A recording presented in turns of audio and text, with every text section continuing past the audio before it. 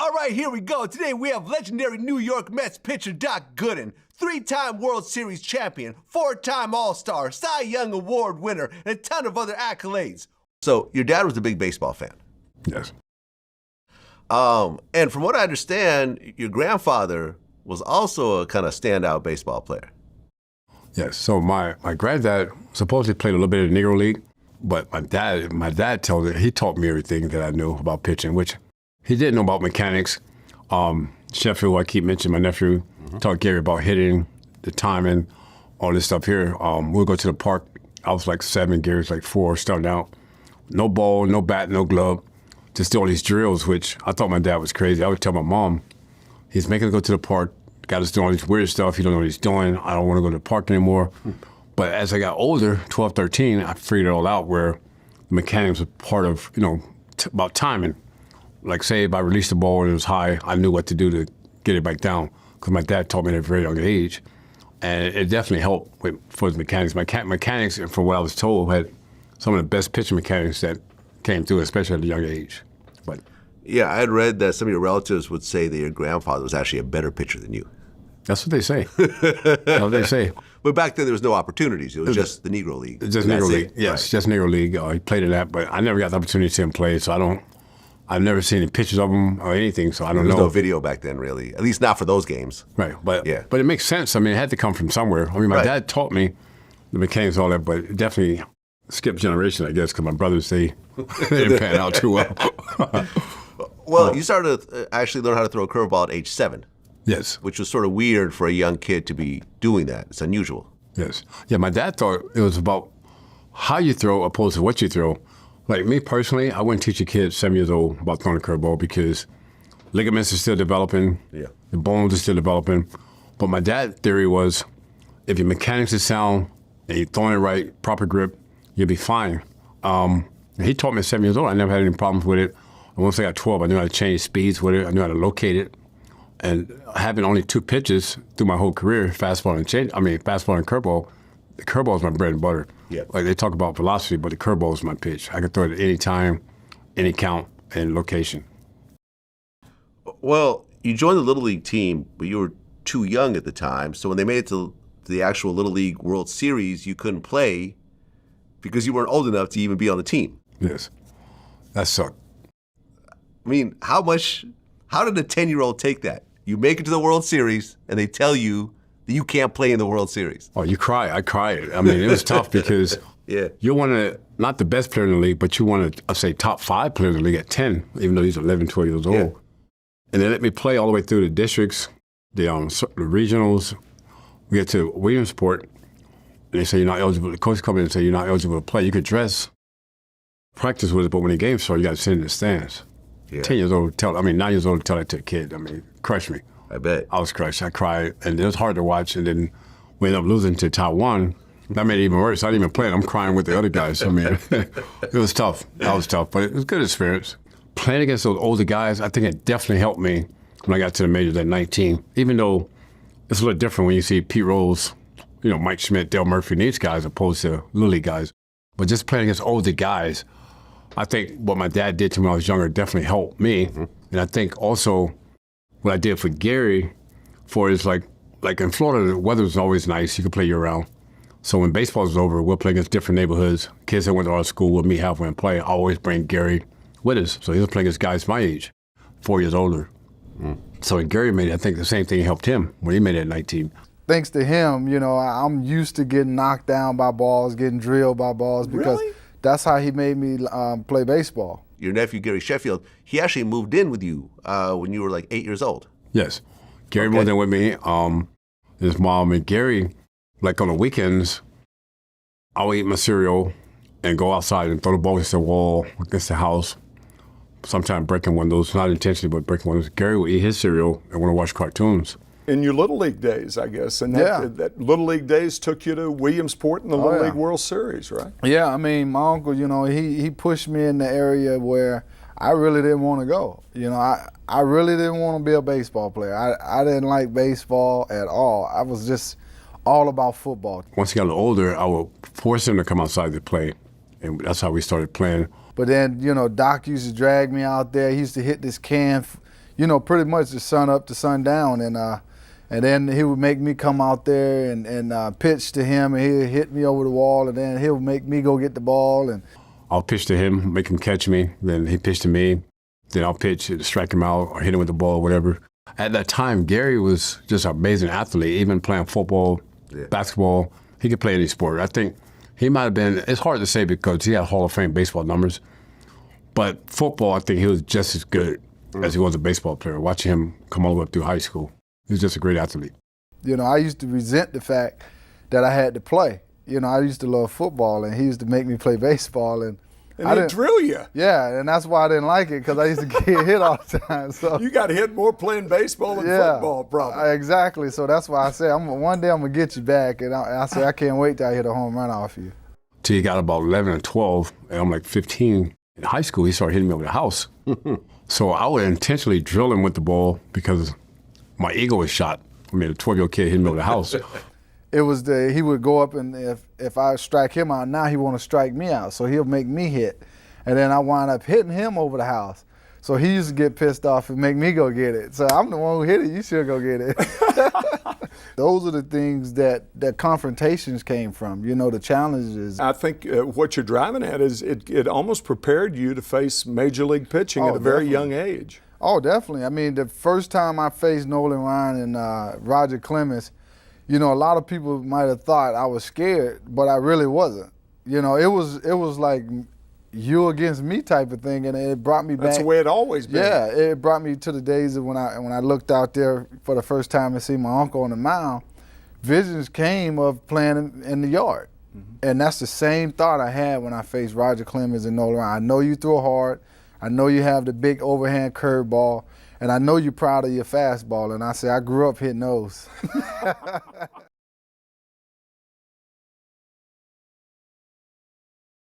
The Mets attracted the biggest crowds they've ever had for spring training this year, and Dwight was the man they came to see. And you got the name Doc because you were surgical? Well, what happened was, okay, my dad had his best friend was Dennis, who was the MD, he was a doctor.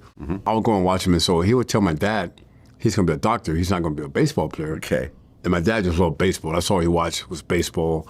And he said, no, he's going to be a baseball player. So when I would pitch, my dad and the guy Dennis, his friend, they would have some drinks. They'd drink their beers before the game start.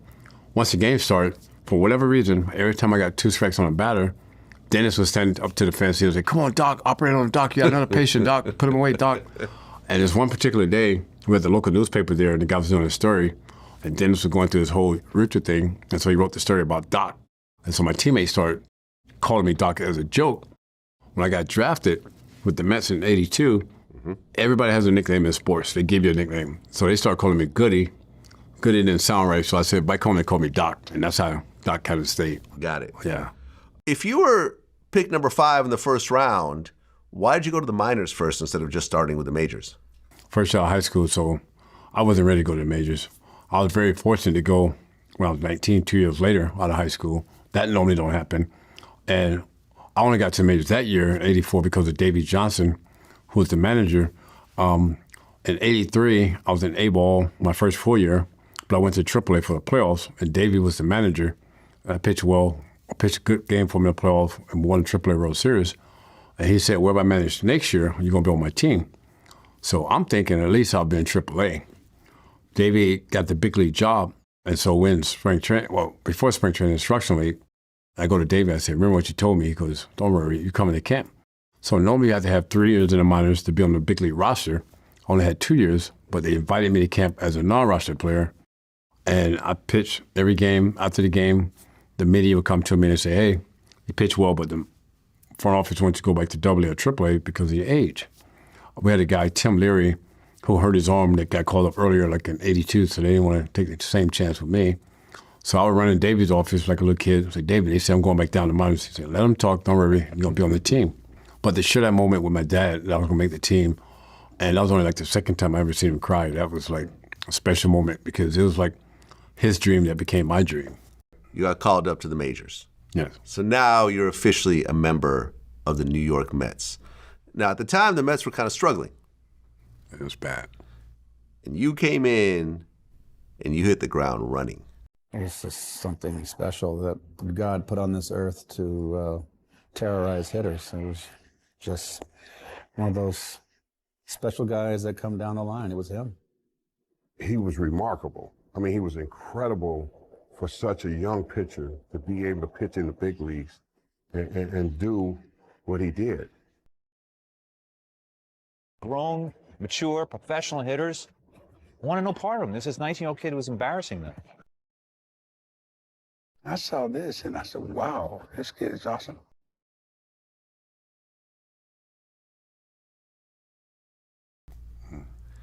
You earned the nickname Dr. K. There was whole sections, the K section, the K corner. Yep. The wind. This is an icon of my childhood. You make the All-Star game. The youngest player to ever do it. Yeah. You were, what, 20 at the time? 19. 19. Yes, still 19. Is that still the record to this Yes. day? Yes. So you're the youngest player to ever play in the All-Star game in Major League Baseball history, the 100-plus years. That was crazy. How did that feel as a 19-year-old to be in that game? That was surreal. I'm in the clubhouse with my idols, Nolan Ryan. I'm having a conversation with Nolan, and he's telling me that he looks forward to watching me pitch. And I'm like, wow. So I'm down in the bullpen, and I forget the manager of the All-Star team that year, but he told me, we may use you, we may not. But the phone rings, and they say, get Gooden up. And it was like my knees just buckled because, I mean, it's national TV, it's an All-Star game that you used to watch with my dad and his friends. You know, they got the real going. It's a big event, and now I'm part of this. And so I'm like, man, I mean, I was nervous, sweating bullets. And luckily, I had Gary Carter, my catcher, for the All-Star game. And I remember Gary telling me, just throw the ball the way you did the first half of the season. Have fun, just enjoy it. None of this counts. Just enjoy the moment. I think when I was pitching against those guys, I think it was Lance Parrish, Alvin Davis, and Chet Lemon. I might have been the hardest I ever threw because it was just that nervous energy. In 1984, he arrived like a comet. You had a 98-mile-per-hour fastball. You know, it defied physics how the ball could just rise from the belt to the letters at the last second. I mean, physicists say that's impossible, but try telling that to any National League hitter who faced him. His fastball was electric, upper 90s, you know, and we're going back into the 80s where we had slow guns. You know, so how hard he would throw on a gun today. I mean, look at it. Look at the leverage that he creates, like that downhill plane. I was Dwight Gooden. Every time I stepped on the mound, I was Dwight Gooden. I could do the wind-up to this day. It was high, boom, like this high leg kick in between his hands. Well, not only did you make the All-Star game, but you were the National League Rookie of the Year. National League Rookie of the Year. And the MLB strikeout leader. Yes. You're just sweeping it all. Your first time out. How did that whole thing feel? I mean, Rookie of the Year out of all the rookies? I mean, strikeout leader with all the pitchers? I mean, come on. He's the best thing in New York ever had. Exciting, thrilling, awesome. Grown, mature, professional hitters wanted no part of him. This is 19-year-old kid who was embarrassing them. He had a mural on 42nd Street as you headed into the Lincoln Tunnel. On the west side of Manhattan in the 40s, there's a building facing the Hudson River with no windows on it, and it goes for about 15 stories, just brick. And at that time, they painted a picture of Gooden about 10, 15 stories high, pitching out over onto the Hudson. I mean, you're talking about look at the breaking ball. But the curveball was really what you were known for. Yes, sir. They started calling it the Lord Charles. Yes. Tim McCarver, the late Tim McCarver, out of nowhere, he just gave the name Lord Charles, and it just kind of stuck. Look at the spin on that curveball right there. I mean, and he had big hands, so he could really spin that breaking ball. He had really good leverage. Man, if you wanted to build a pitcher to what he would look like body type, that's it right there. That is like as great a pitcher's body as you'll ever see. And you talk about just like flash and charisma and just... I remember this because I actually had the album. There's a group called the Lynch Mob, who was Ice Cube's group. And they had a song called You and Your Heroes. You know what I'm talking about? No, I don't know that song. Well, there was a line in there. It said Babe Ruth was good against the white boys, but he couldn't hit a N-word like Doc Gooden. Yeah. They're basically saying that, yeah, Babe Ruth was good, but he didn't have real pitchers back in his day like Doc Gooden. Yeah. Do you think he would have struck out Babe Ruth? I probably would have, but I'm sure he probably got me too. I probably would have. In my prime, you got to go 80-45. 80-45, Doc Gooden, yes. In 1985, he had maybe, arguably, the best pitching season by any pitcher of all time. So you made the All-Star team again. You won the Triple Crown. MLB strikeout leader again. Right, and you're 20 years old at the time. 3 days before you turn 21, you win the Cy Young Award. En route to a 24-4 record, a 1.53 ERA, 268 strikeouts, and an unprecedented 16 complete games, Gooden would become the league's youngest Cy Young winner in baseball history. It's a season many had not seen before or since. He had the finest year of any pitcher that's ever pitched, ever. You never will see someone at the age of 20 perform like that. Never. Greatest single season I've ever covered. I put that right there with Pedro Martinez in 1999. People say Sandy Koufax, maybe in 63 or 65. Better than Clayton Kershaw, better than Matt Harvey. Better than all of them. I mean, it was the best I ever saw. I couldn't have been in a better situation because Gary Carter played a huge part of my success that year. And having Gary was like my security blanket. He wanted the best out of me, and having Gary, he made me feel like you're the best in the world. Nobody can hit you. These guys don't want to face you. He knew the hitters. He knew the hitters' weakness. And so I just basically trusted Gary with the experience that I had from the previous year and put that together. It probably took about 8 starts before I really felt like this year is something special. In 85, you surpassed anything that I thought that you were able to do, that early in your career. I always said that I finally got to play behind a full season with a Tom Seaver, a Warren Spahn, a Bob Gibson, Bob Feller. That's what it was. Doc had his one good rookie year because what's he going to do this year? Hitters make adjustments. He winds up having a Cy Young year. As he got rolling, I remember other guys coming up to me, guys that I had played with and got traded, and said, hey, man, the guys in the clubhouse are saying this guy is virtually unhittable. I said, good, because he is unhittable.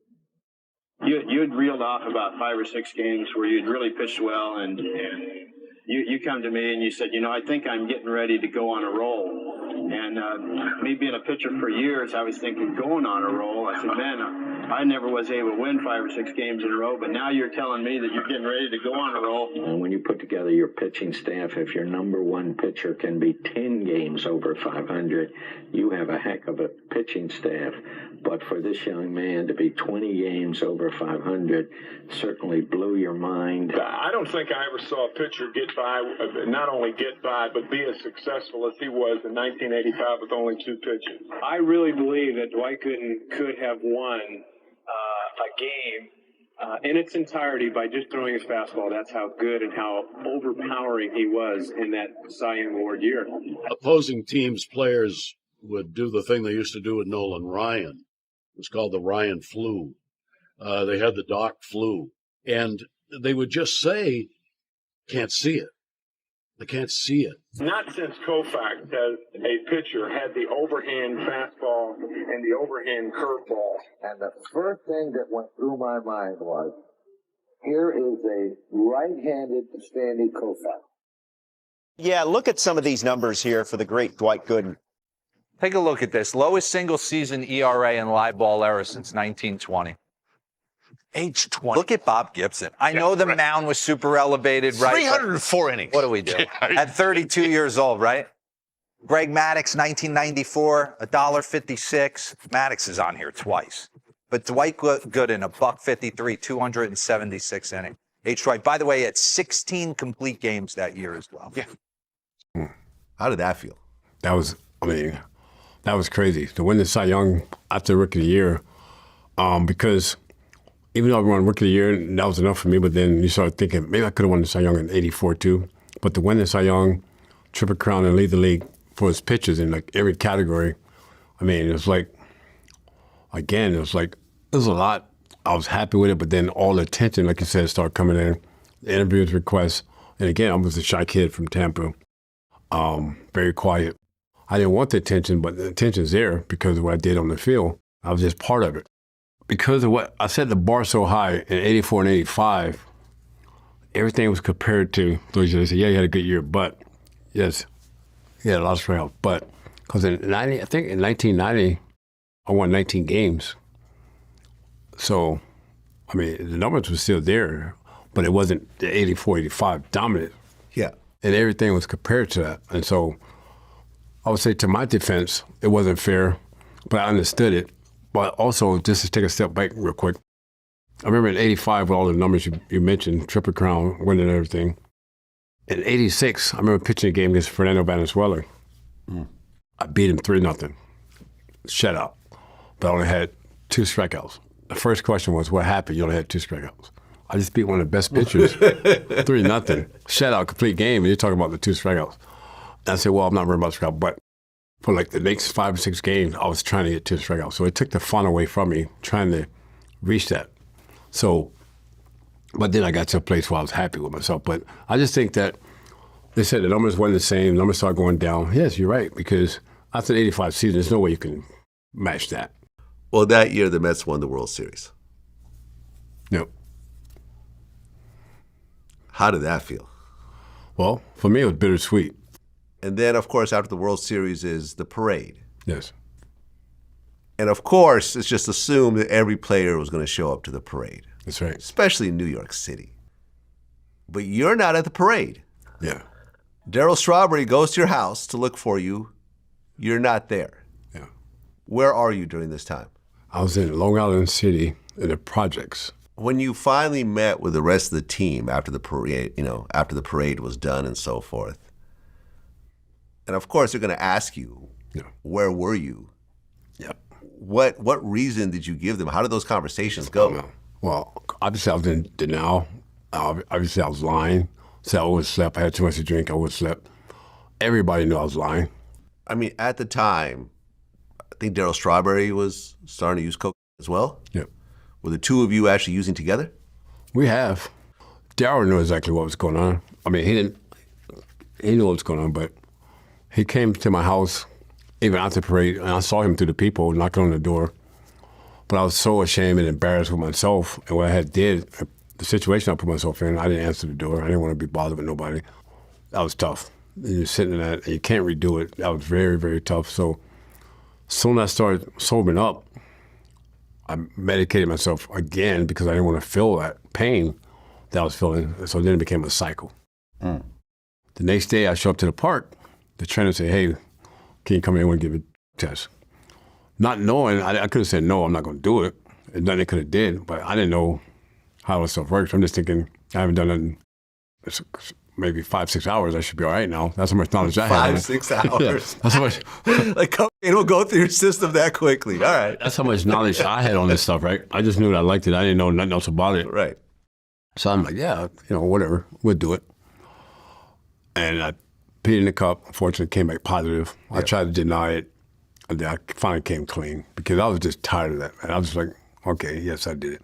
And plus, they told me, if we suspend you, we don't have to pay you. But if you volunteer to go to rehab, we'll still pay your salary while you're in rehab. There's a story with your cousin. Yeah.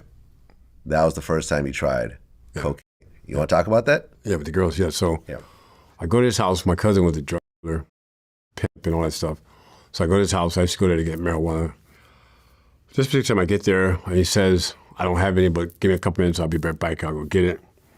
And he had this big house, but it was like all these rooms in the house and where the girls lived in there as well. So as he went to get the pot, I didn't know it. So I'm looking around. I see these 2 women in there kind of making out, and they're doing lines of cocaine. And I'm drinking alcohol. They say, hey, you want to join us? I say, yeah, I'd like to join you. They say, well, you got to do this with us. And it's like, as a kid, I never tried it at that time. You know it's bad for you. But you're thinking, I'm more attracted to the girls, not the drug. But they kept like saying, you can't join us unless you do this. So I started drinking more, becoming more vulnerable because alcohol is changing my mood now. I'm getting weight because women was my problem as well. And they say, what they're taking their clothes off and they're looking very attractive. I'm like, well, a little bit can't hurt or do anything. And I tried it. as soon as I did it, I mean, right away, it just made me feel like something I never felt before. And at that point, not knowing, but I was addicted right there, but not knowing it. Right, because your cousin got home, and he realized what happened, and he got upset. He was very pissed. He said, I can't believe you did that. What are you doing? Get out of my house. Right. Don't come back here. Right. So did you try to buy some more off him, and he refused? Yeah, I tried to get, now I don't want the marijuana anymore. I wanted to get the coke. Yeah. And he told me I was out of my mind. He threw me out of his house. He said, get out of my house. I'm very disappointed in you. Don't do this. And he was a big guy. You know, next time I see you over here, I'm going to let your mom know, which my mom was his aunt. That was my mom's nephew.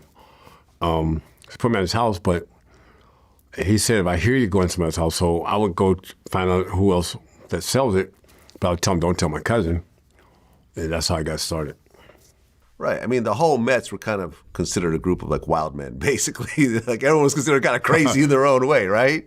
Because I knew that the team, you had some partiers, you had some goofballs on that team, right? I mean, there were some crazy guys. It wasn't just you and Darryl who were having a good time. That was an entire team, it felt like. But then on the other side, you had Gary Carter and Ray Knight who didn't do anything.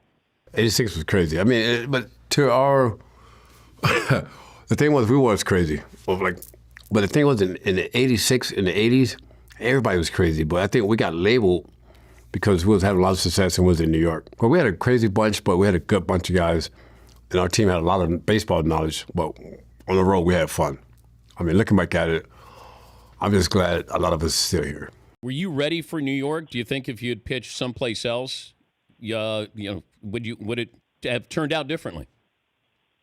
I'm still not ready for New York. I live here now. Just kidding. But New York, that's a great question.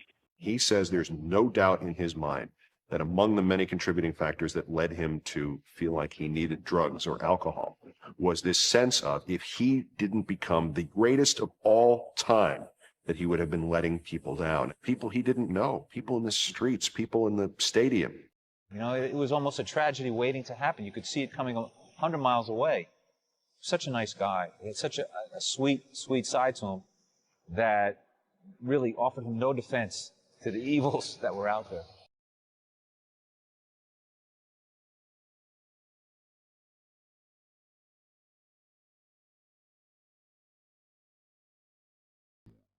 You got to the very, very top in, America's pastime. Yeah. And you went to the very bottom and then got out of there. Yeah. The bottom never kept you there. Yeah. And you're a hero to a lot of people. You've accomplished what every kid who picks up a baseball would want to accomplish. And then in 2024, this year, your number gets retired by the Mets. Crazy. Not only is it a great feeling for myself and a great honor, like the highest honor a team can give you, but now for the rest of my life, I have to represent the Mets because my numbers are in a good light. And I'm okay with that. I'm in a good place now to do that. And it came full circle for me, being able to have my number retired, something that could never be taken away, and to go back to Citi Field and share it with the fans, my grandkids now who never saw me play, get a feeling what it must be like, and my kids, still share that with. A lot of my teammates from '86, and like Mike Torres was there, who was like my mentor in '84, and the Mets fans to share that moment with, and they can see me in the light that I'm healthy now. Finally, after, like you say, decades of battling that disease, now they see me in a good place. It was just an unbelievable feeling. It was just joy, and I want all the fans, all my fans, like when they go to the game or take their kids or grandkids to a game, when they see that number, I want them, and honestly, from my heart, to say they played a part of that because they did. For me, the career I had, bringing the energy and excitement at Shea Stadium, but also the support they gave me off the field where I was still there, alive, to share that moment with them. So I owe the fans a lot to that as well. Where I've been, all I've been through, not knowing if I'd be alive today at one time, and then to finally have my number retired. And my number is next to Willie Mays and Darryl Strawberry, right in the middle of those guys. I mean, I can't make this stuff up, but it happened, and to share that moment with my kids and everything I've been through. Are you surprised you're still alive, everything you went through? It's just my blessing I'm here, and every day is a miracle because there's people done a lot less than I've done and passed on, and I'm still here. So I do believe I'm still here for a reason. But at one time, I thought it was no longer my 50th birthday. So every day is a blessing.